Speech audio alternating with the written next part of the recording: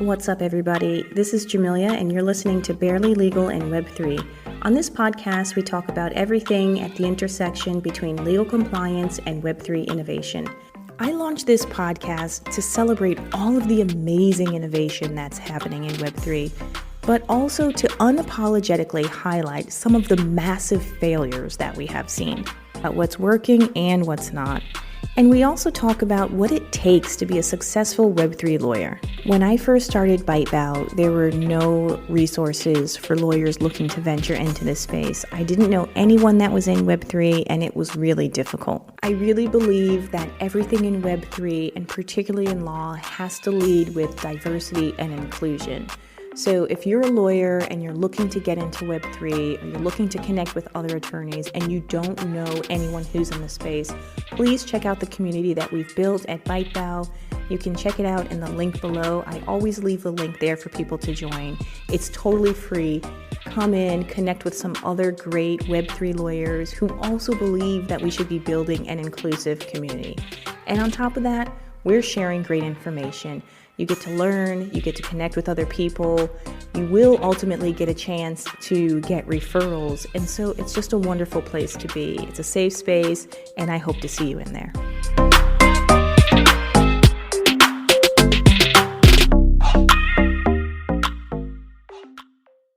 So Stripe has come out with a fiat to crypto functionality on their application. For me, it's big news. I use Stripe all the time. I think Stripe is great, but it's so funny to me that a platform or a company that's very Web 2 is now slowly moving over into this Web3 space. And another piece of huge news for you listeners today is I have someone on the show that I'm going to have on for the next few episodes. Her name is Erika DePellegrin. And Erika, you're coming in from Australia. You're new to Dubai. Why don't you say hello to everybody? Introduce yourself. Hi, everyone. Thank you so much for having me on the podcast. I'm excited to be here and have some awesome conversations with you over the next couple of weeks. As you said, I've recently moved from Australia to Dubai. So, I feel like I've been here for a while, but as I'm learning, being here under 1 year is quite fresh. So I'm very new to Dubai. My background is in finance law, but I have a massive passion and interest in the Web3 space, which brings us to here and now, and I guess how our paths crossed. But really excited to chat with you and be involved in the podcast. So thank you for having me here. And it's so funny, Erika, because, now there's like this massive wave of people who are coming into Dubai. I myself, I'm only just hitting the first year mark, and you're now coming in. And I think for a lot of people that are listening, people are really interested in this whole idea of shaping your life to make it the way that you want. And that's something that you've done. And hopefully in one of our talks, I'd love to know more about that. Yeah, absolutely. It's one of those things you don't think you can do until you do it. So I'd love to kind of chat about what my strategy was. And I feel like I'm in the middle of it now too. So it'd be awesome to chat through it.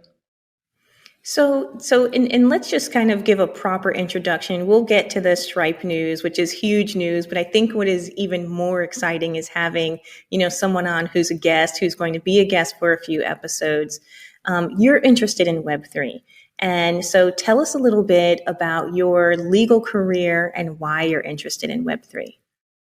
Sure. The two don't exactly have a perfect unison or synergy, but I guess that's why I'm here trying to bridge the two. My background is in finance, banking, and corporate law. So I've worked both in-house and private practice for a combined total of around 5 years. And to be honest with you, I studied media and law at uni. So my intention was to go into IP, into communications, the media space, but it's one of those things where I kind of landed a really good job as a paralegal whilst I was at uni. They offered me a role as a lawyer once I graduated, and I just kind of stayed there. It was just a natural progression. It was never something that, made me jump for joy, jump out of bed. It was just kind of always work for me. And on the side, I have a couple passion projects. So I also have a podcast. It's called The Balance Theory. It's more in the self-growth space. It's really just a self-growth project for myself and a really great way to meet amazing people. But the energy and the passion I had towards that really gave me perspective as to, okay, you can actually like what you do. And that made me initially feel quite disassociated with law. And so with the move over to Dubai, I kind of felt like maybe I'm done with law. Maybe it's not the thing for me. But as you said, I also have an interest in Web3. And that was kind of sparked from my fiance's incredible passion for it. He's like an undercover geek when it comes to things Web3. Background is a Cairo, but he's somehow found his way to crypto and down the rabbit hole, as they say. So his kind of love and passion completely rubbed off onto me. I became so curious. It became a topic of so many of our conversations. And my interest was really peaked more on the tech side, on the innovation. And I'm really curious to see how the Web3 space and all of its creativity and the way it's decentralizing a lot of the things that we have today, how that's actually going to come in and change the way we do a lot of the things that we do today.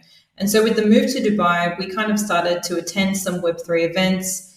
I started to really open up the question, maybe my legal career can take a twist into something I'm passionate about. And I feel like that's where I found this really beautiful synergy. It's completely re-sparked an interest and a passion to be a lawyer. And I just feel really grateful for the opportunity, because had I not, entertained that possibility, I think I could have missed out on a really big opportunity. So I'm really excited to be here and chatting, but that's kind of a bit about my background and how I'm now trying to fuse it with my passion. That really resonates with me. And I actually, as many times as we've spoken, I've never really thought about that whole idea of sort of falling out of love with the practice of law and everything that it is and everything that it represents. And I think I myself went through a similar journey as I talk about, leaving the bank, leaving Standard Chartered, and kind of feeling like, that's it, I'm not going to do, this legal stuff anymore. Maybe I'll just, do some consulting on the side. But I think to your point is that there is a way to shape it, to make it something that is for you and to make it something that you love. And that's a skill, right? I mean, it isn't something that will come overnight, but if you're consistent and if you're serious about it, you really can shape it. And I think you're being modest too when you say you have a side project. You have a really cool, booming health and wellness, balance there, all of that. I mean, that's a very, you're being very humble. It's awesome. You guys go check it out.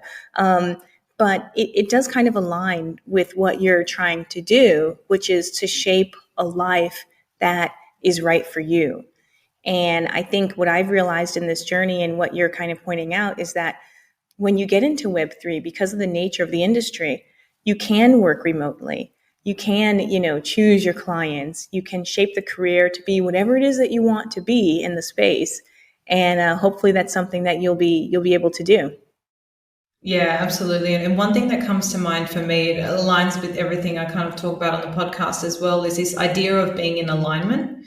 And when it comes to when you speak about the Web3 space, I always look at it and I find it interesting from, say, like a marketing point of view. If you're speaking to Web2 companies, it's all about how do we promote our brand, how do we, drive conversions, etc. Whereas now the conversation in Web3 is how do we build community? How do we facilitate a network? How do we give back to people and actually give them ownership in our business? And I think a byproduct of that is we're going to see so many industries, and I'm really fascinated to see how it kind of all unravels, but something like a traditional law firm, when I think about that in terms of how Web3 operates, I'm really excited to see how we start to break down those really fixed structures as to how companies are built. And for me, I think that's a big appeal, like the way Web3 is structured, the mindset, the mentality. It's like, get rid of the suits, wear something that's comfortable. Yes. It's work wherever you want. It's, putting the buyers or the investors first and creating community. All of those things have really attracted me and feel very aligned for me.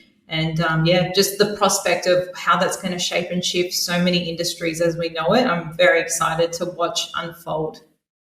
Oh, yeah. People need to be able to show up. I mean, you just said something that kind of sparked a memory in my mind. You said, when you think of a traditional law firm, when I think of a traditional law firm, professionally, I'm totally turned off. It's really it's not the place for me. And even to be present today and show up as my full self, like wearing my hair in braids, just coming to appear as you are, That's really important. I think that's becoming more and more important to lawyers, and particularly to women who have, other things that they need to balance in their lives, whether it's family or their other, aspirations or hobbies, but just to live like a full life. Yeah, absolutely. And I think within an industry, or I should say a space, Web3, that is, where community is such a big part of it, I really see the future heading in that direction. So really excited for what's to come and excited to kind of be at the forefront of it. So, Erika, as you know, we have the boot camp, which is coming up in January, which is the Web3 boot camp. And that is going to be, it's taught in a way that is kind of based on this community idea, is that we learn in small groups.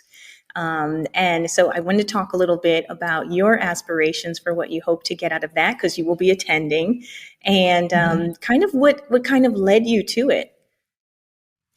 So the way I kind of found out about yourself and the boot camp was I was at a networking event. And I always look at these things like whether you're listening to a podcast or you're at an event or you're reading a book, for me, it's like, what's the one key takeaway, almost like a little breadcrumb that's going to lead me to the next thing? Because it can be really overwhelming if you try and take in all the content. And, so for me, it's like, what's the breadcrumb that's going to take me to the next place? And for me, I was at this event and I met this guy who was in marketing, and he has like a process on LinkedIn where he kind of connects with people in the same space as him. And he had a list. It was all automated. It was amazing. He had this list of people, and he said, let me see if I know any lawyers in the Web3 space. Because I was kind of asking him, do you know if people are hiring? I was trying to navigate and understand what it looks like for a lawyer in Web3, because a massive hurdle I've run into here is recruiters don't really understand the space. They think it's too risky. They're not really comfortable advising you on it. So I kind of had to do the work myself. And your name was one he gave me. And when I jumped on your LinkedIn and I, boom, you're a podcaster as well, and you're a lawyer in Web3, and you've got your own consultancy and you run these amazing boot camps, I literally was like, I need to meet this woman. So I reached out to you, and that's when we got chatting, etc. It's a long story, but here we are. And that's when I found a little bit more out about the boot camp, which the prospect of it is very exciting to me. Number one, it shows to me that there's actually a community of people, at least women lawyers, who are interested in becoming lawyers in Web3, which I know this might sound weird, but I just wasn't sure if it was a thing or not, because no one could really give me a clear answer. And it's also not one of those things that you can, do as an elective at uni. It's a space that's A, so new, B, changing so constantly, that I feel like it's quite hard to, box yourself in and go, okay, now you've got all the knowledge of the regulation or the laws or the processes to go and become a Web3 lawyer. It's one of those things you just have to be involved in the space. So to me, the fact that there's kind of a boot camp and a program that's not only going to give me a really beautiful intro into, I guess, the basics and the things I need to know to bridge my Web2 self into a Web3 lawyer, but the fact that I can also kind of align with a community that's like-minded and has similar interests and passion is the most exciting thing for me, because I think we really underestimate the power of relationships. And I don't blame myself or anybody for that mentality, because I think in like a traditional law firm, especially in my experience, it's been very much like dog eat dog, every man for themselves. That collaborative side is not necessarily promoted or as utilized. So the fact that, we're in the context of Web3, that to me is very exciting, building up that community and collaborating in a way where it's not about competition, it's about working together and working it out together. Absolutely. And I can even remember far back to like my law school days. Yes, I can remember that far back. Really, it was so competitive, right? I mean, they ingrained that in you from the first day. And we were told, and you probably were told the same thing. Look to your person on the left, look to your person on the right. You see those two people. Okay, only one of you is going to finish. And only one of you is going to, it was like the most competitive thing. Sure. To just kind of scare you into thinking that whatever information you learn, you have to keep to yourself.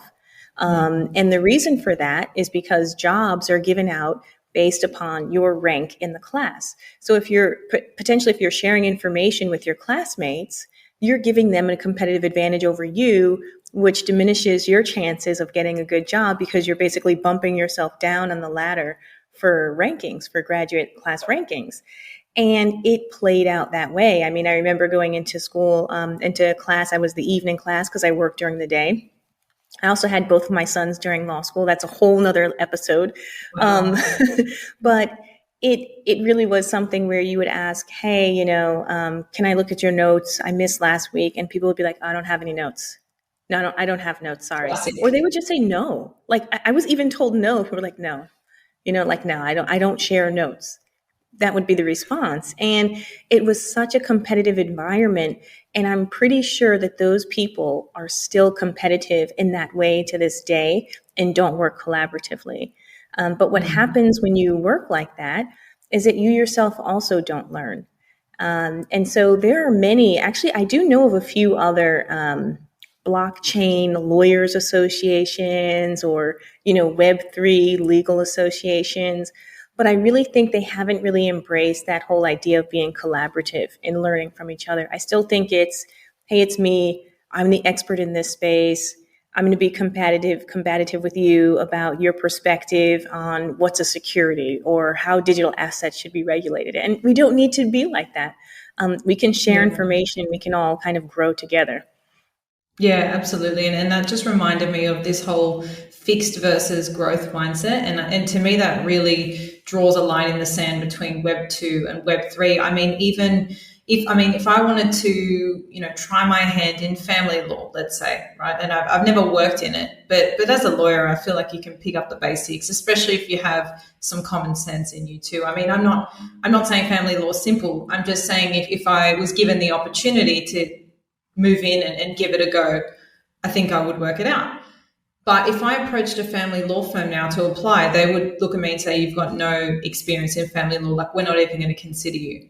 Whereas in Web3, it's like, okay, well, how can you get involved? How can you get across this? And the thing I love most about it, and the thing I'm excited to meet people in the boot camp as well, is nobody can really claim to be an expert, I feel, because it just hasn't been around long enough. It's evolving and it's changing. And to me, it's just a group of people who are passionate about the space, who are working it out together, who are working out how it fits into the world as we know it, working out what all the innovation means. And the nature of that is just a byproduct, so collaborative.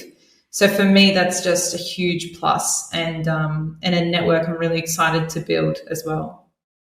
Yeah. And, to that point, your point about family law, it's so funny because in Web3, there are all these different verticals, right? So you have Web3 meets hospitality, Web3 meets fashion, right? You see the fashion and the metaverse and AI and everything. And if you have experience in something like family law, for example, in our first boot camp cohort, we had a guy he's an entertainment lawyer, but he also works with ART, the assisted reproductive technology. And so he had this amazing background in entertainment, but also an amazing background with ART law and representing clients that way. And then he was in this Web3 space.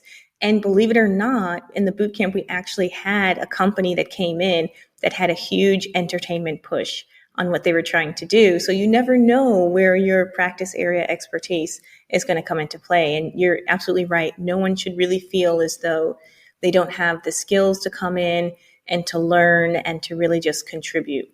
Absolutely. Yeah, absolutely. It's funny. I wanted to kind of ask you, as someone who, you're kind of thinking about this work-life balance and how to be aligned with what it is that you're trying to build and be intentional towards those things. What is a piece of advice that you would give to someone who's listening right now, who still is kind of like unsure? That's like, I don't know, Erika, you moved from Australia to Dubai. You're adventurous, right? You're already adventurous. I maybe can't do it. What would be your thought to them? This is a very timely question because I've just recorded an episode on kind of reflecting for the year. And so I was also reflecting, and one of the questions I put in that episode was, what's the one thing I've learned this year? And to me, that is that I am my biggest barrier. I'm my biggest obstacle. You literally place the biggest limitations on yourself. Whereas often I feel we can easily fall into this victim place where, but it's because of that person didn't hire me, or it's because of an external reason that I can't get what I want, or I could never even think about becoming that person or doing that thing or applying for that job.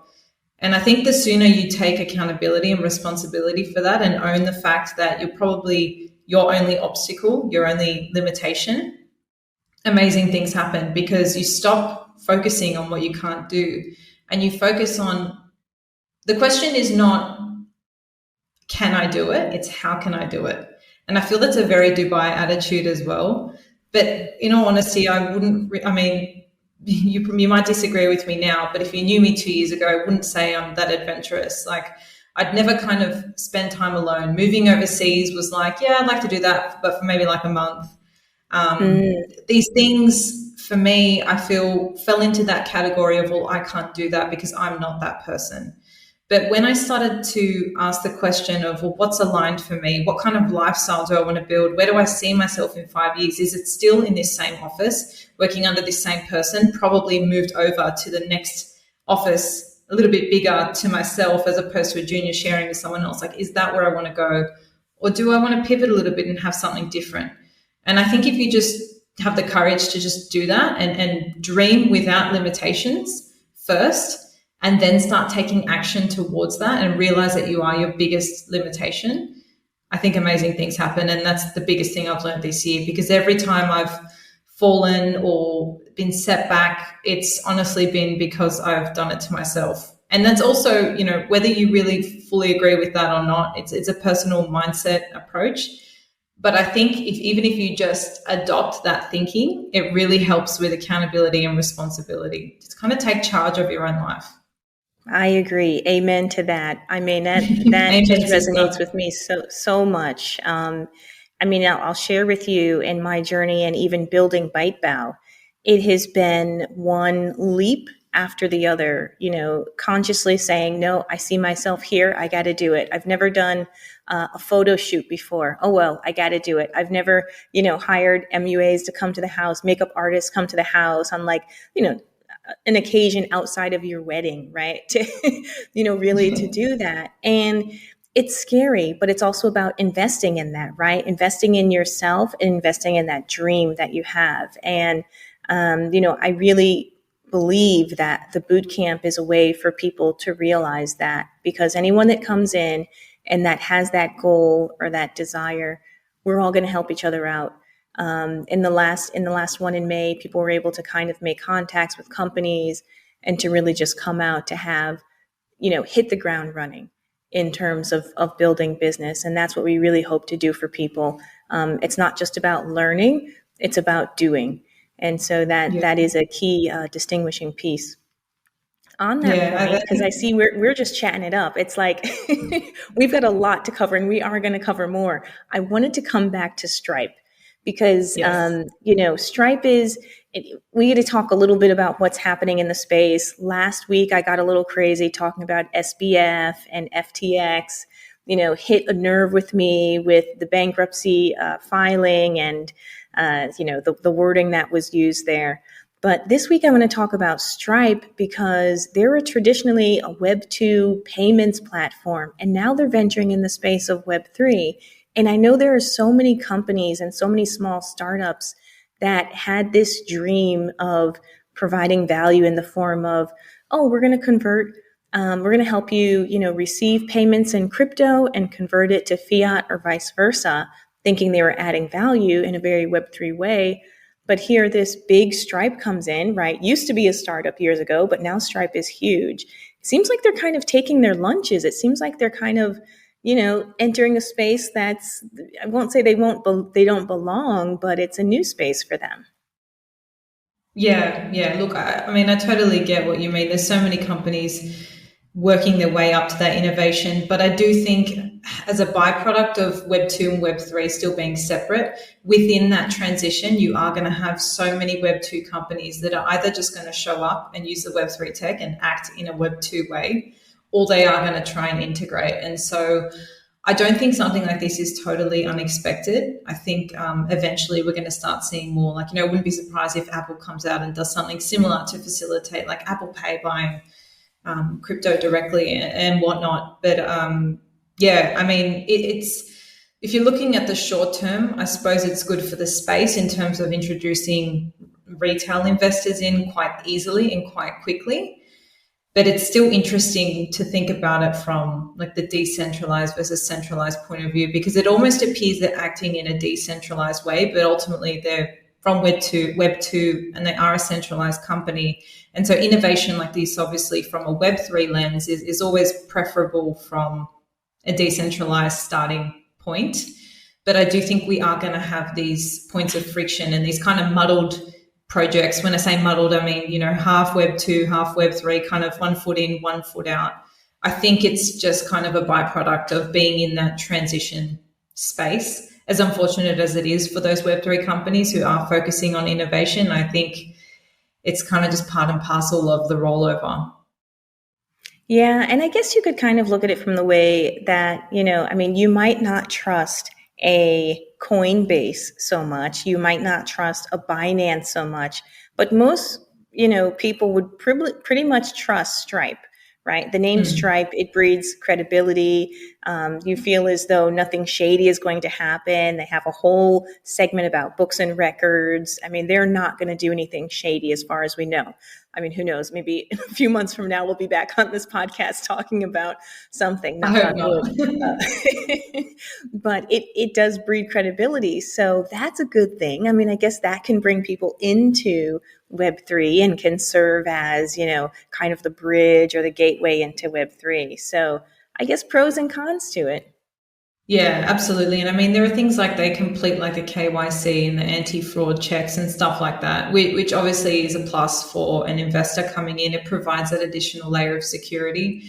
But there are obviously pros and cons. I mean, the Web3 approach, if you don't do something like that, you have to set it up yourself, which I know from a tech point of view is still very complicated. I still get my brain wires get all knotted when my fiance is explaining to me how to get this wallet and that wallet and, merge them and connect them and all this stuff. So, the alternative is you learn how to do that and become your own bank, which obviously has its own pros and cons as well. Or you can go through something like Stripe, pros and cons as well. I think the more we venture into this Web3 space and it becomes a lot more user-friendly, because at the moment it really is just developers' land. They're just building the tech. They're not really thinking about the user experience. But I think over time and very soon, that's going to start to improve very quickly.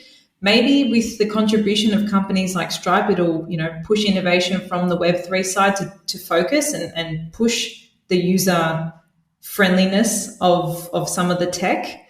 But yeah, I guess pros and cons to everything. It comes down to the individual person, what they're comfortable with, and how familiar they are with crypto space too. Oh, yeah. I mean, I could totally see a much better interface, right? I mean, you think about, you talked about different wallets and, you get the little pop-up message when you buy an NFT about your smart contract. And what if all of that goes away and Stripe just makes it beautiful and clean and easy with the push of a button? That would be amazing. Well, I did see an ad for like the interface of Stripe, and it is quite seamless. Like, it's pretty cool what they've achieved. So it'd be awesome to see that tech kind of be built out and built on and come from decentralization primarily. But I think it's overall like a plus for the space. Absolutely. Love to see it. Love to see it. Erika, this has been amazing having you on. I mean, I really think that your insights are great. And then also to give people a bit of insight as to what it's like to transition into Web3, into this space. I mean, you're also on somewhat of a nomadic journey and finally settling into Dubai. And believe it or not, a lot of the members of the community and a lot of the listeners have the same sort of path. They're looking to shape their life in that way. So I'm pretty sure that people will enjoy hearing your perspective and hearing what you have to say about what's happening in the space. Thank you. It's been really fun being on, and I'm looking forward to the next couple episodes to kind of dive in more about, everything you just mentioned. So thanks again.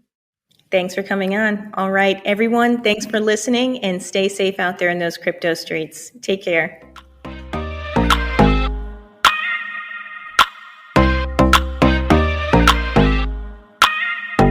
Hey guys, thank you so much for tuning in and listening to today's episode. I appreciate when you guys tune in and the time that you take to listen to the show and support us. And I have one thing that I'd love for you to do that would really help us out, which is rate the show. If you've enjoyed it, make sure you rate it. You can do it on whatever platform you're listening on. That would do wonders for us. And if you really want to be a super fan and really support the show, there's a link below that you can support us and donate a small monthly contribution, which allows us to continue to create great content for you. Thanks so much again. Appreciate you and see you next time.